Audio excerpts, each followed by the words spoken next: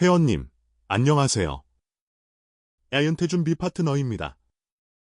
어제 두 가지 일이 같은 날 있었습니다. 아침에 6월 소비자 물가가 나왔습니다. 예상보다 크게 떨어졌습니다. 그리고 같은 시각, 캐비넛이 연준 의장이 의회에 서 있었습니다. 보통 이런 날은 이렇게 흘러갑니다.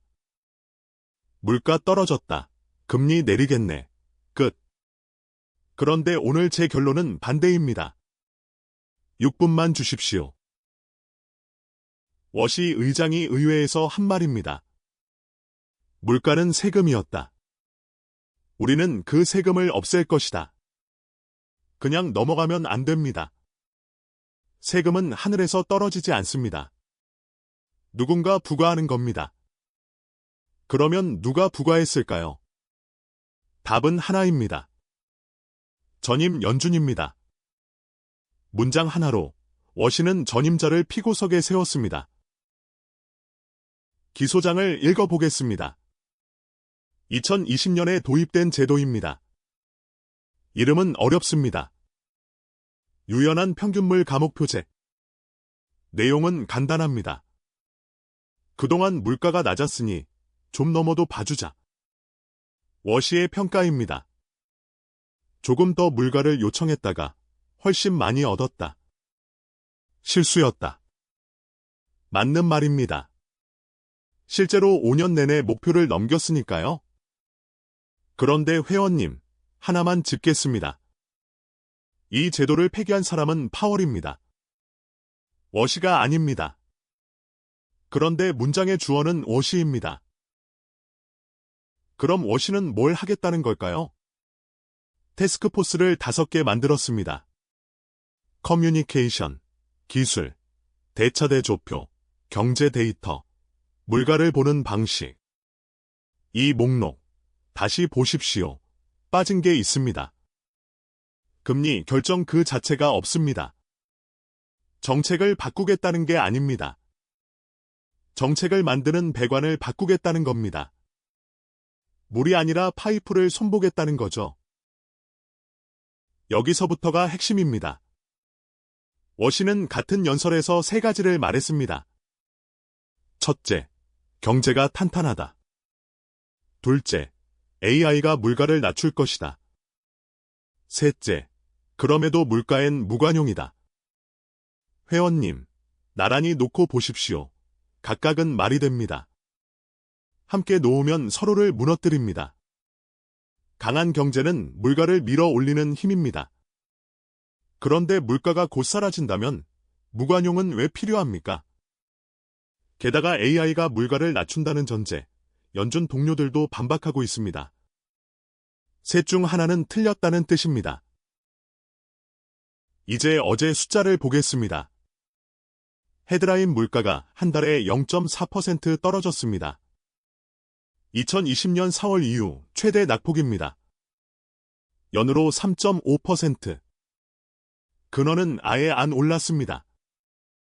0.0%입니다. 숫자만 보면 훌륭합니다. 그런데 뜯어보면 다릅니다. 차트를 보십시오.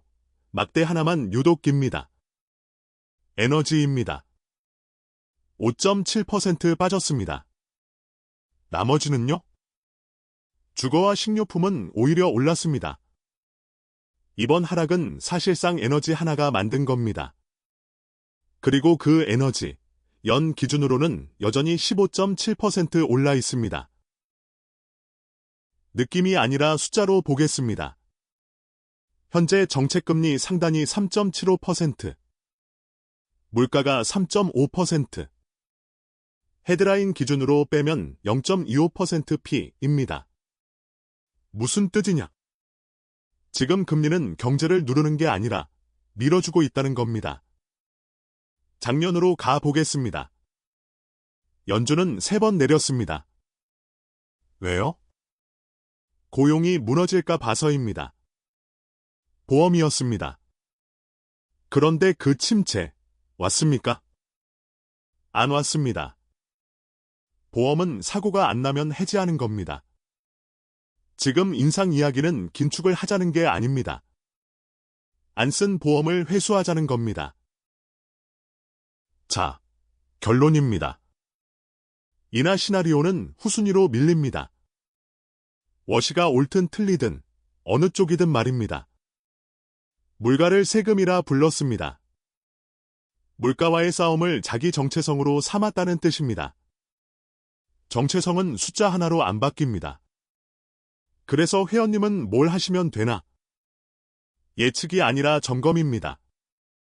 세 가지만 열어보십시오. 듀레이션. 인하 시점이 밀리면 캐리로 버티는 구간이 길어집니다. 인하를 전제로 짠 배분. 답을 바꾸시라는 게 아니라 전제를 다시 적어보시라는 겁니다.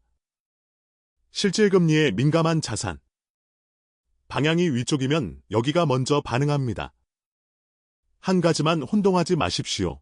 7월에 올린다는 뜻이 아닙니다. 동결이 기본선입니다. 회의 하나의 결과가 아니라 이 사람이 앉아있는 한 방향이 어느 쪽인가의 문제입니다. 마지막으로 워시가 쓴 표현 하나입니다. 오늘 우리는 역사의 경첩에 서 있다. 멋진 말입니다. 그런데 경첩이 뭡니까? 문이 열리는 지점입니다. 동시에 닫히는 지점이기도 합니다. 두 가지만 지켜보십시오. 7월 28일, 29일 포엄시에서 반대표가 나오는지, 그리고 AI가 물가를 낮춘다는 주장을 워시가 계속 유지하는지. 다만 한 가지는 분명합니다. 이 경첩은 이미 한쪽으로 기울어 있습니다. 오늘도 함께해 주셔서 고맙습니다. 애연태준 비파트너였습니다.